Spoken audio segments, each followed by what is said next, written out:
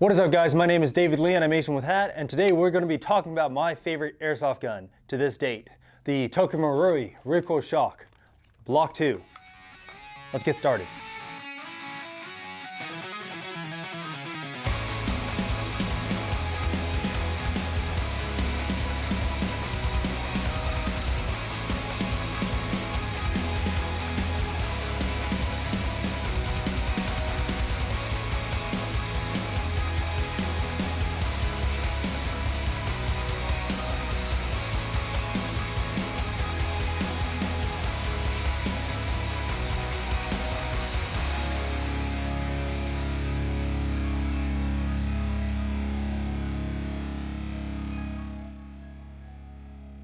If you guys like that intro, be sure to hit the subscribe button. If you guys have any comments, questions, or concerns, hit that bell button and comment down below, and I'll try and hit you guys back up as soon as possible. Let's talk about this airsoft gun, a little bit of a history on it. I first picked up this airsoft gun about 2 years ago, around this time. This may have been my second year with it, may have been my third year. I think it was my second year. It was around October 2017 that I actually picked up this airsoft gun, and it was actually a Block 2 that I picked up. I bought it used, and it actually had this rail on, and none of the accessories that were on here were here other than the front iron sights and the rear iron sight. Everything else on here I threw on myself. The pressure pad, the flashlight, the PEC box, and the EOTech we'll get into in a bit. But first, let's talk about some other things and a little bit of the things I love about it and why I picked it up. So if you guys knew back in the day, I was a big fan of Krytac. As a matter of fact, I still am. And one of the things that I liked about Krytac is that it was very reliable.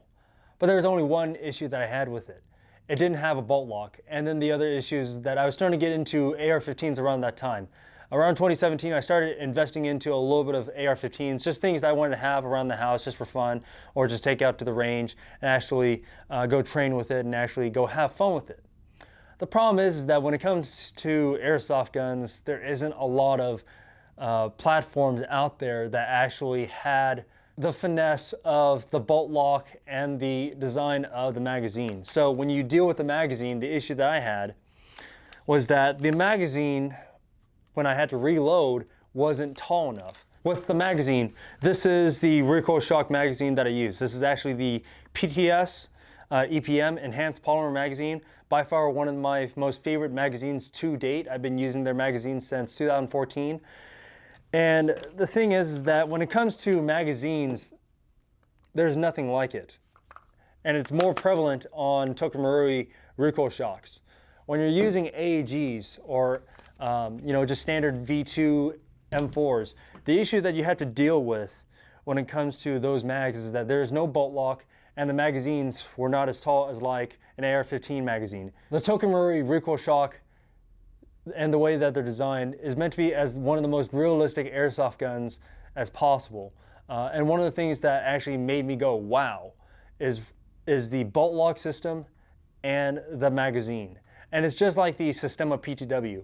Now, I've yet to really mess with the Systema PTW in depth, like owning it for a year or two.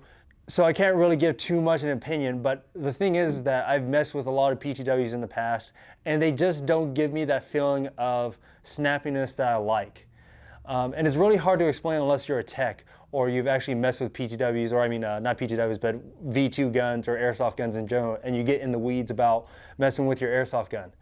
So, bolt lock. When we talk about bolt lock, I'm going to simulate that I'm actually out right now. The gun is unloaded, so this mag is dry. Let's load it. So when I insert the mag in, something that pops up. The magazine is empty, and the reason why I know is because the bolt lock is out, or the bolt catch is out. So when I pull the trigger, nothing works. And I pull the trigger again, nothing happens. So the only way I can actually fix that is that I have to actually pull out the magazine, put a new mag in, and then hit the bolt catch. When I hit the bolt catch, everything works again. So, I'm actually a big fan of that.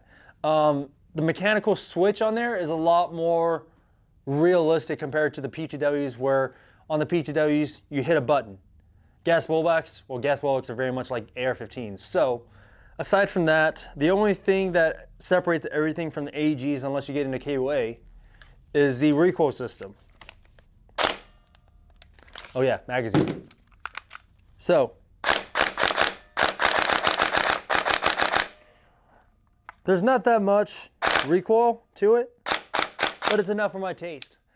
And I don't really look at the recoil system as something that will make me go, oh, I need the recoil system. My biggest thing is that I needed the bolt lock and I needed the magazine. And that was very much that. The recoil system, kind of a plus, but I don't really need it. But I don't mind it at all. And that was very much that. And I also like the Marui matchet that comes with it. The hop-up system is actually really good in here. I have yet to really upgrade to it, and I don't think I need to. This barrel actually has a Prommy barrel along with a Prommy bucking, and it just flies. I used to be very much an R-Hop guy. Now I'm not. All I care about is that if I can fly and hit 250 and call it a day. I don't really care for much beyond that. Regardless of that, when you use an AR-15 and you're trying to do speed reloads or you're trying to be fast with it, the issue that I've dealt with personally is that when you're trying to reload with a gun, you can't reload correctly. And I say that because when you're trying to finagle with your gun, it's a whole different story when it comes to reloading when you're using an AR-15 versus using an AEG or V2 M4. When you're using a normal AEG magazine, the magazines are a lot shorter. And so when I have to deal with those magazines, they're a lot more different. And I say those magazines, AR-15 magazines. The magazines are a lot taller, therefore your muscle memory is a lot more different on that. So what did I do? Well, I could have gone the gas magazine or the gas blowback route. The problem is that I don't like gas blowback airsoft guns or gas blowback rifles more specifically. I don't want to deal with a lot of gassing. I don't want to deal with lubing up the gun. I don't want to deal with having heavy magazines, and I can't drop my magazines without them being damaged. And so I've always avoided gas blowback rifles for that reason alone.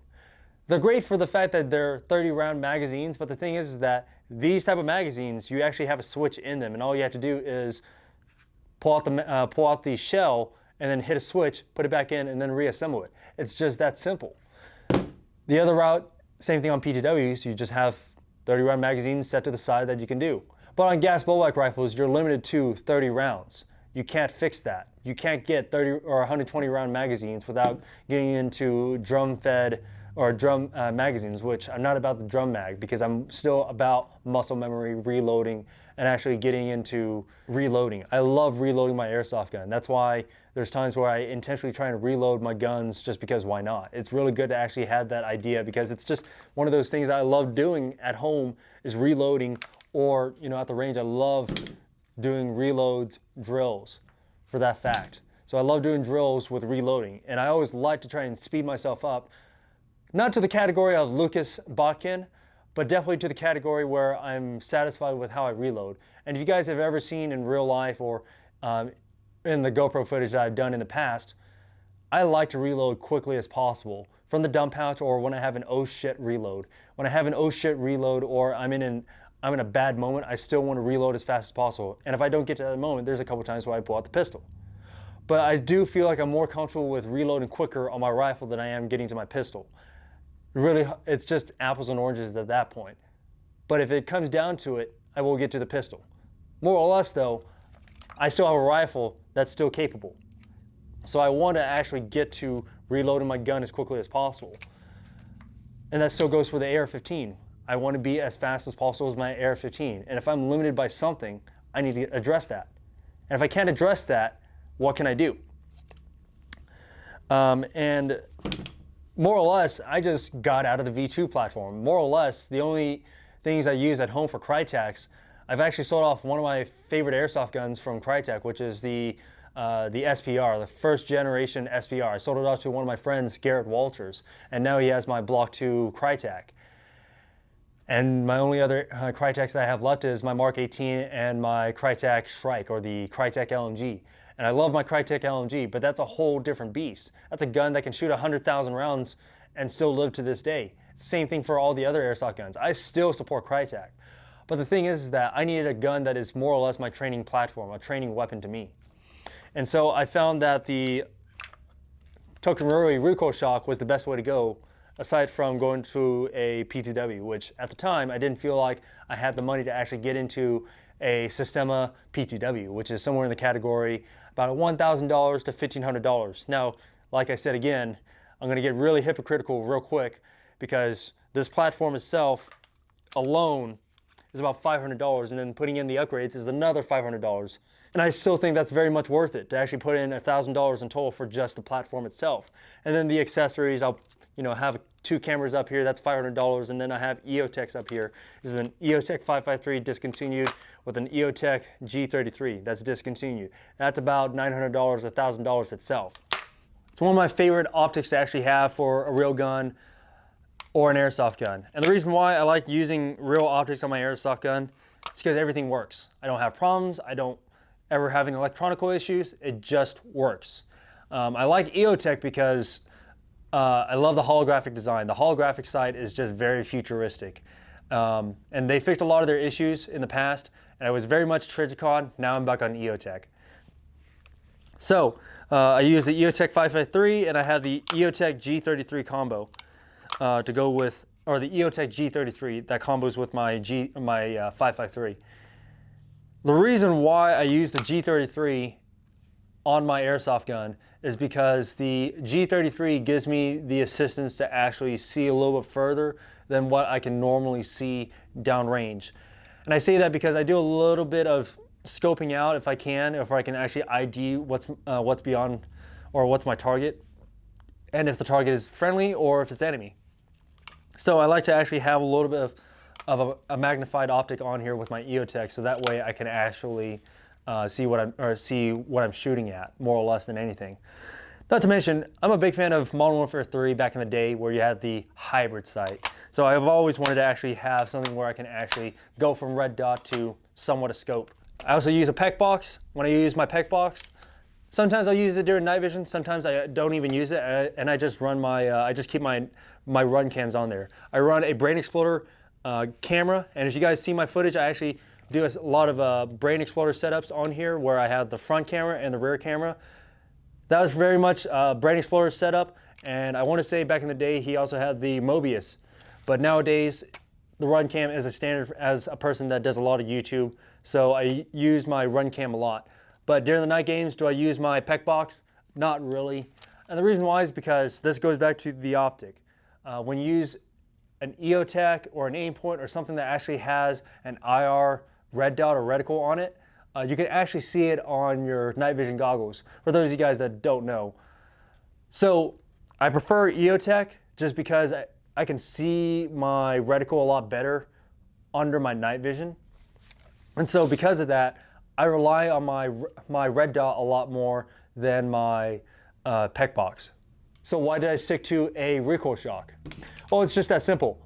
I am a big fan of working on my own airsoft guns. When I have the time, I will put in the time and money to actually go take care of the maintenance that is within AEGs, no matter what. And I don't care what anyone says, there is going to be a time when your gun goes down or you have to do maintenance. It's just like a car. You have to do maintenance. There's always going to be maintenance with every single airsoft gun. HPA, PTWs, AEGs, gas blowback rifles. There's always maintenance. So, I love owning an airsoft gun that I know the insides and out. Of course, there's a lot of things that I have problems with, and we'll get down to that down the road. So, being the fact that it is, I love this airsoft gun more than any other airsoft gun right now. The platform itself, when I run the trigger, of course this is unloaded, very quick, it's very snappy, and when you pull the trigger, I know where to reset. My follow-ups are very, very consistent. And I'm not just, I can't do that I can do that on the rifle. I have no problem doing that. But the thing is that you can't get that on a PTW that consistently or that snappy, in my opinion. Maybe that'll change down the road when I can find that right PTW, but right now, I don't think there is a gun that can be that snappy without going to HPA. And I don't like HPA right now because I don't want to deal with that wire. And I don't want to deal with a system that is just exposed, that shows, a stock that is No offense to Redline, I love Redline, but I don't want to have that tank sitting on there. Out of this gun, I can probably get 2 days worth out of it before I really have to start considering changing batteries. And I don't think I've ever gotten to that point. I personally run a Titan Power battery out of here, and I use a different stock compared to the conventional stock. I like running bigger crane stocks in my opinion, but I use the Titan Power batteries out of here. This is a 2600 mod nunchuck, and in my opinion, I think that Titan Power batteries are the way to go. And if you guys didn't hear about this is actually the Made in USA model. So don't support my cousins, go support my friends down at Titan Power, Made in the USA. I can probably use this battery for an event and then some. I'm pretty sure I can get 2 to 3 weeks out of it without any issues. And that's mainly because 2600 mAh and in a lithium ion design is a lot more stable than a LiPo, where the LiPo has a lot more has a lot less time out of it. That's a long story short I can give you. It's really hard to explain unless you know the idea of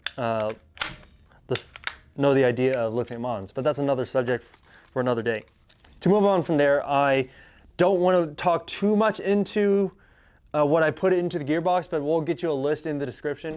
And it's basically talking about like what motor I used, what I replaced. I essentially replaced everything except the gearbox shell. Some other things I use on here, I like using my little Surefire knockoff. This is an M600U from Element. And the reason why I don't use real Surefires yet is because I don't want my glass getting shot out on here. The Element M600U that I've been using this for, I want to say more than 5 years. And I've just used it on my old Crytex. I've probably taken off my old Scar from back in the day, and I've put on everything, and I'm pretty sure this has been shot at enough, and it's never been shot out. So I will keep using this M600U until it gets shot out, and then I'll probably consider on the next one or whenever it dies, which has yet to ever actually die. So guys, if you really like this video, be sure to hit the like button, and if you guys can, be sure to comment and subscribe to Asian with Hat. And that's pretty much that from me. This is Dave Lee from Asian with Hat. I'll see you guys in the next video. Thank you guys.